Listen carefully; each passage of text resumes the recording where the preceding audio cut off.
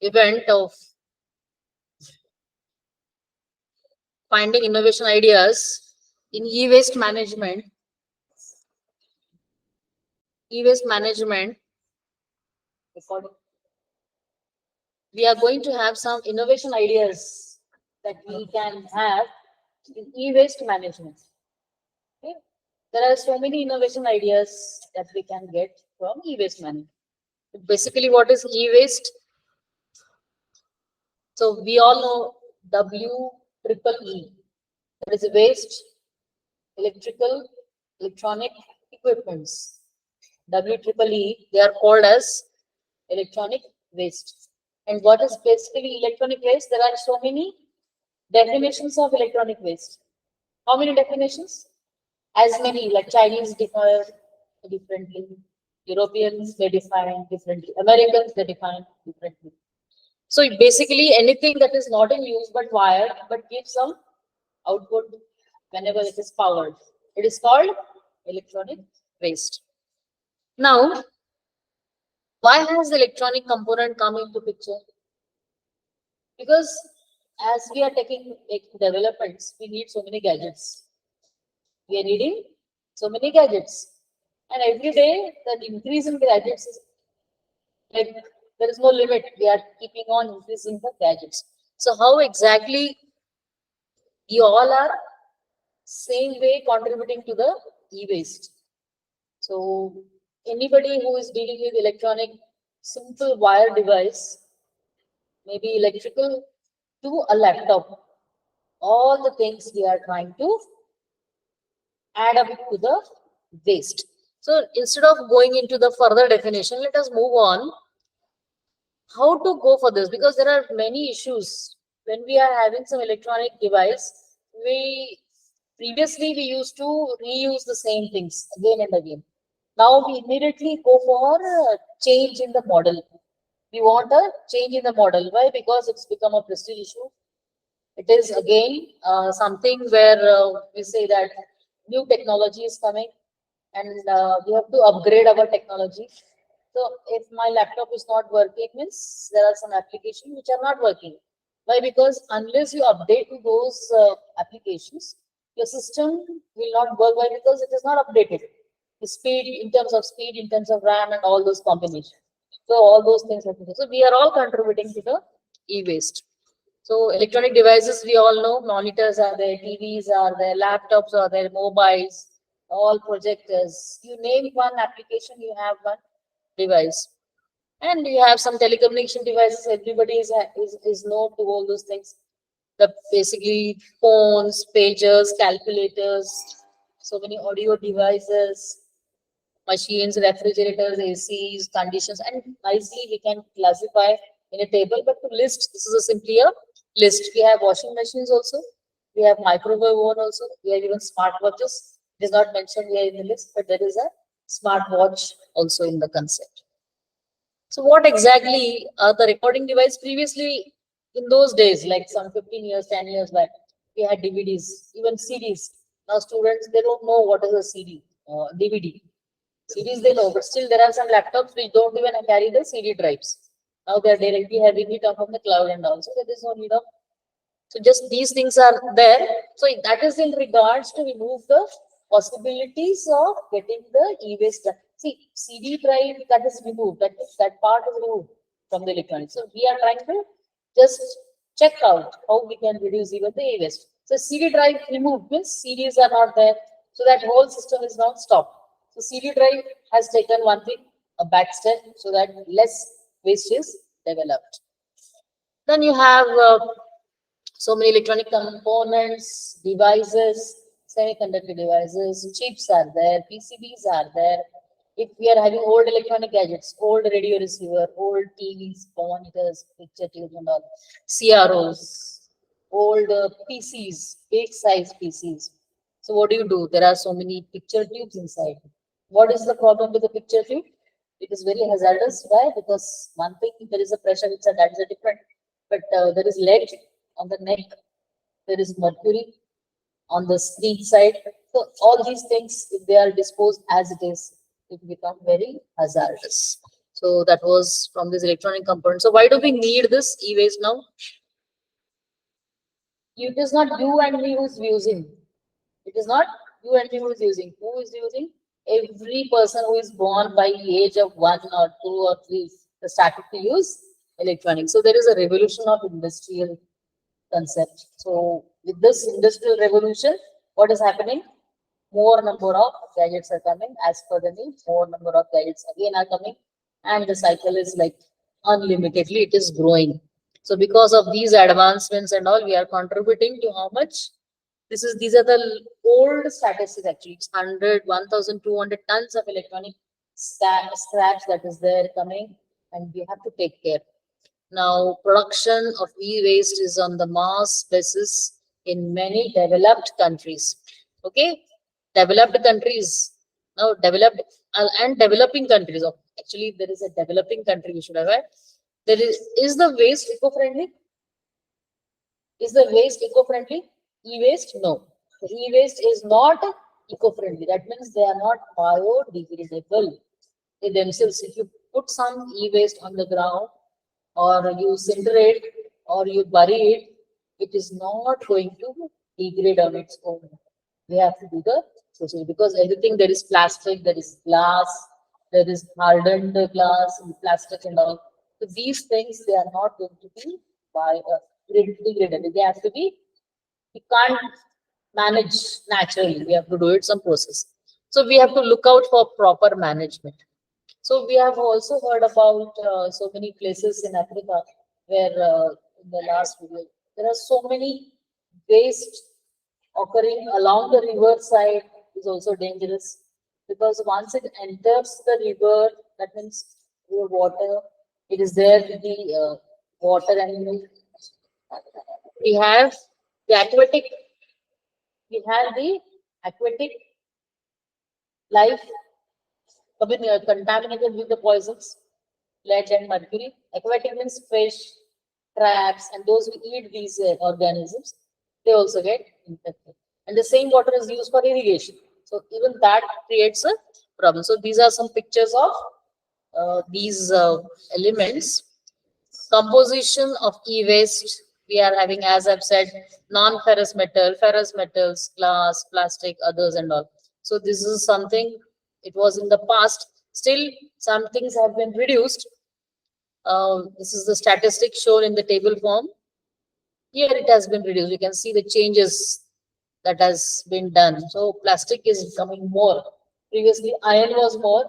Now we are having plastic, and the plastic also is using bismuth material. You know what is bismuth? Bismuth material is very much uh, toxic in terms of degradation also. So that is the material we are nowadays increased in making of the electronic gadgets. And what are the sources of e-waste?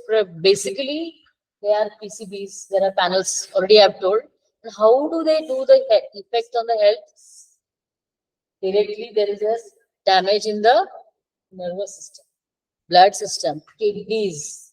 We have already discussed about the lead. So this is the cadmium. So cadmium is present in the chip registers. You know chip registers? In nanotechnology, you develop the registers on the surface on the chip. Dimensions are very small. They are using cadmium. And that is going to have the toxic effect, which will directly affect the kidneys and liver. You also know there are relays and switches. Switches also carry mercury.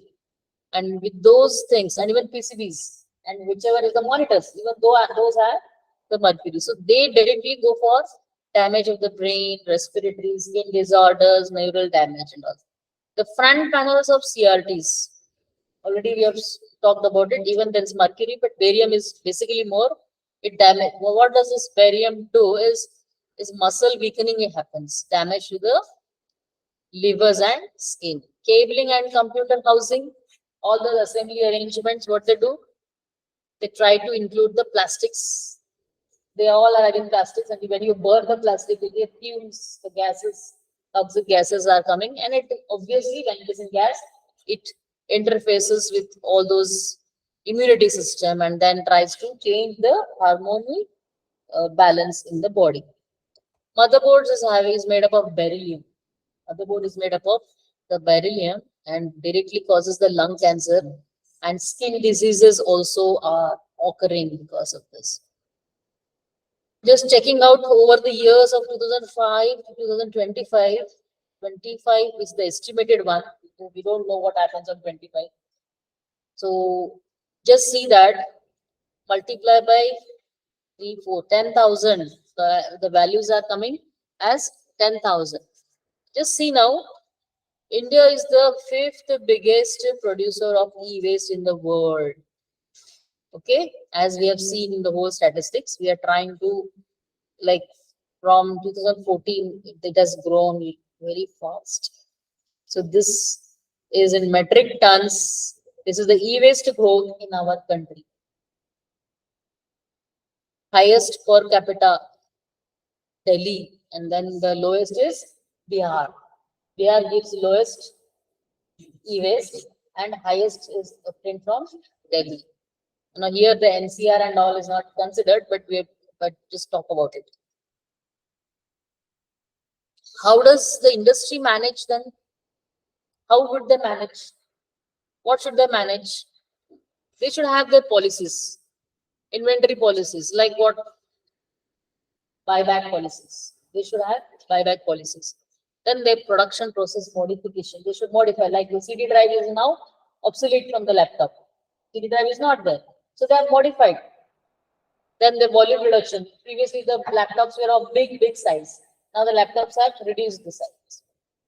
Then recovery and reuse. These are from the industry. Now, what can be the responsibility of the government to reduce? We will talk about the innovation ideas. Wherever, how we can have the innovation ideas in the e-waste management, that we will see. But what should be the responsibility of the government? See, unless we make some rules, nobody follows. Just now today we was told like to have uniforms compulsory. There are there, but there is no iCard. Still you are trying to find out the iCard in your place. So, likewise, once you make the rule, then only it is followed. So government should make some regulatory agencies to follow, like how to dispose, when to use. I don't know like how long they will keep on. Like if we are having a mobile, don't use the next mobile. Aadhaar card only we should subscribe. Yeah, we are having 2 mobiles. Third mobile is not to be purchased. That rule, I think, if it is made, then we can handle it out. So these things are there, and if the government encourages the research and development for production of less hazardous. If more research is happening in the electronic devices, components which are not hazardous, or not hazardous in the sense less hazardous, they should be less. If this is happening, then only the issues of e-waste will be lesser. What will be the industries? They should modify their devices. That is already explained in the last slide. What is the responsibility of the citizens now? What should the citizens should say? The citizens should see that they will reuse, they will not purchase the goods or the electronic goods without like a need. Unless there is a perfect need, don't purchase an electronic. If I'm having one flat screen of this dimension, I should not go for a home theater. Why should I go for the home theater? If I have one Samsung, some smartphone, why should I go for Apple? It's not needed. So yes, this is the responsibility of citizens also that I've covered in this slide. Now, what are the areas of innovations? There can be many, as we have so many varieties of compositions in the electronic waste. According to that, every element will help us to go for finding the innovation in every aspect. So, role of automation, can I think of cyber physical systems? Like in e-waste, dismantling, can I make it automated? Like people, you have seen those African children there, just pulling off the wires by hammers or by hands and all. There are dangers like where the lead can come out of the capacitors or these CRTs and all. Instead of that, is there any mechanical, can say automatic mechanism which can dismantle everything? So that dismantling also can be properly done if you find some research Can you find a robo which can do this? That also is one research point. Then recovery and recycling. The main limitation in recycling is the broad range of material. Values are very poor, values are very rich. See, if you are having a plastic, very poor value. If you are having the metals like gold, silver, if you are trying to extract these metals, so the range of the components used are costing in a variety, or it can be said a large span from a minimum value to highest value. 1 gram of gold nowadays is 6,000. So you just see the plastic goes from 60 rupees to the gold going to 6,000. So the recovery also is very much ranging in a broad value. So we have to find out so many methods which can have the valuable resources extracted. 30% of e-waste comprise of plastic, which is having very low value. And then you have gold, which is very costly. So how to extract these? So if I find a research in this, then this can be a point of research. This can be a point of innovations. And metal recovery. Obviously, there are so many metals. We can think of extracting these metals. See, when we go for metal extractions from the ores, you know, mining. From mining, you get the ores, and then the refineries are there, and then you get the metal. Instead of that, you're already having the material on the board. So, can I use directly the boards to extract my metals, which will obviously take less time, but it is going to be even costly less. So those are the areas of innovation as well. There is one more thing in biometallurgy, metallurgical concept, where you try to extract the required metal from the different ores. Now there is one more method that is very much bio-friendly. It is called as biometallurgical method. In the biometallurgical method, in the future unit 4 and 5, we can learn. In bio, we use bacteria. Bacteria is used to get the proper metals. It is called as leaching. It is called as leaching. Leaching in the sense, respective bacteria is very much going to capture, or it will dissolve that other materials and only keep those things, and that can be taken as an extract, and from that we can remove that particular metal. So that is biometallurgical way of getting the metals back.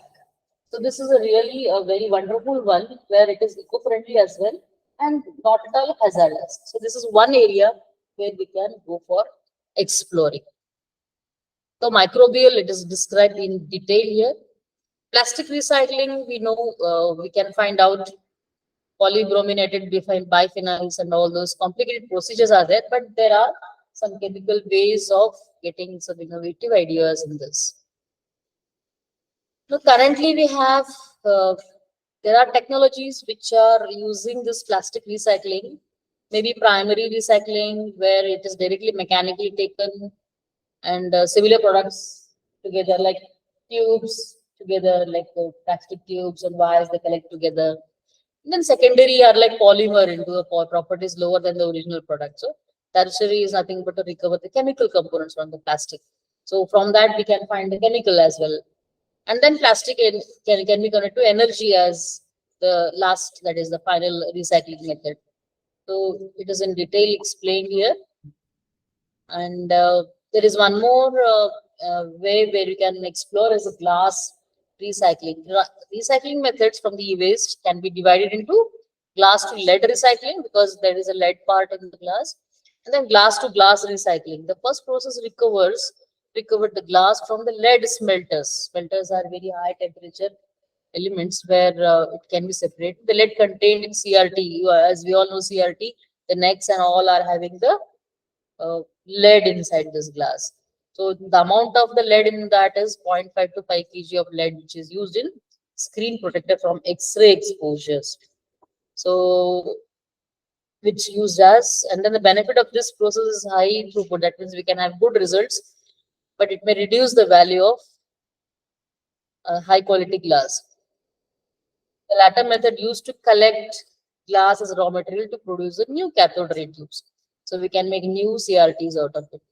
It reduces the cost and improves the efficiency of the furnace in the recycling process. However, there is a risk due to the difficulty to determine the exact composition of the recycled glass. So this was all about